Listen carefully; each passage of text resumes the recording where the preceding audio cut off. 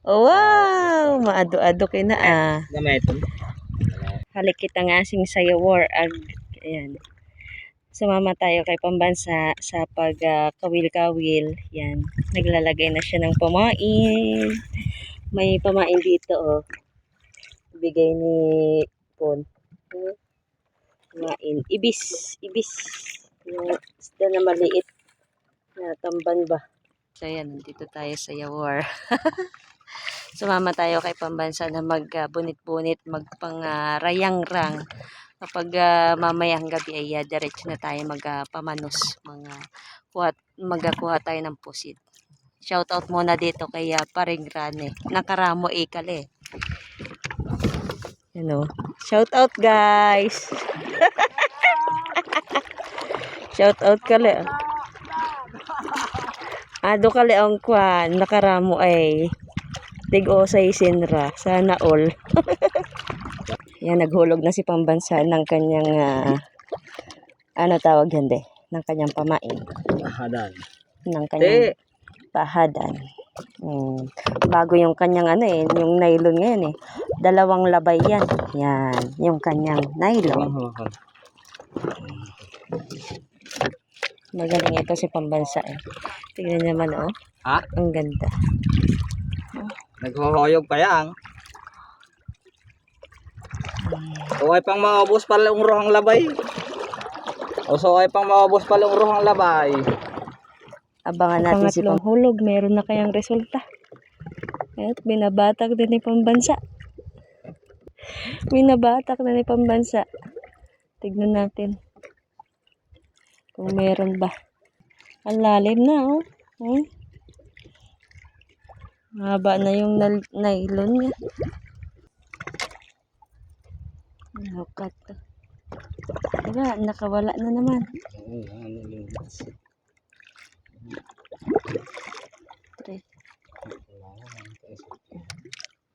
Pagkaisip na pulahan ay.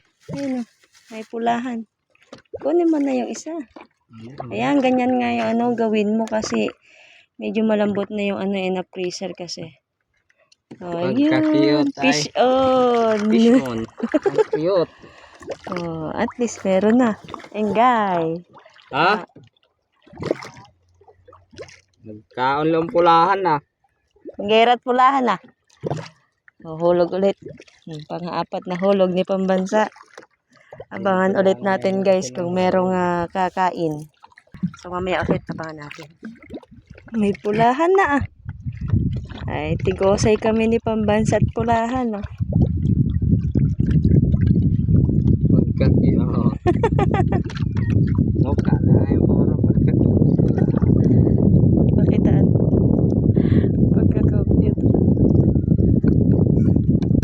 Pagkakit na pulahan ay. Hulog yung right pamain. Ay si pulahan ka na Marami na yan si Paring Rane.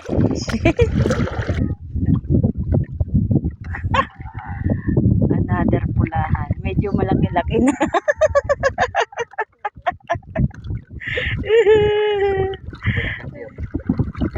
Kakyat.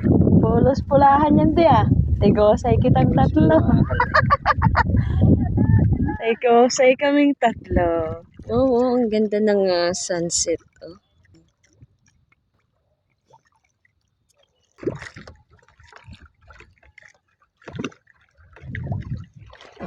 Marinduque, the Elephant Island. Marinduque! Madilim na guys. Yapat na kubit. Mapamasyal muna tayo dito sa Yawar. Maghahanap tayo ng medyo maganda-gandang spot. Walang nakubit ay. Wala pang bansa. Tsaga-tsaga laan. Kuha naman yung dalaman doon. Bansa. Mayroon na daw. Dalaw mo ko ng raang. May kubit na. Medyo mado-ado? Mado-ado rako no. Medyo okay daw yung kanyang isda ngayon. So tignan natin. Para lang siya naglalaro dito sa dagat. Naghihintay siya ng may kukubit doon sa pamain na nilaglag niya dito sa dagat.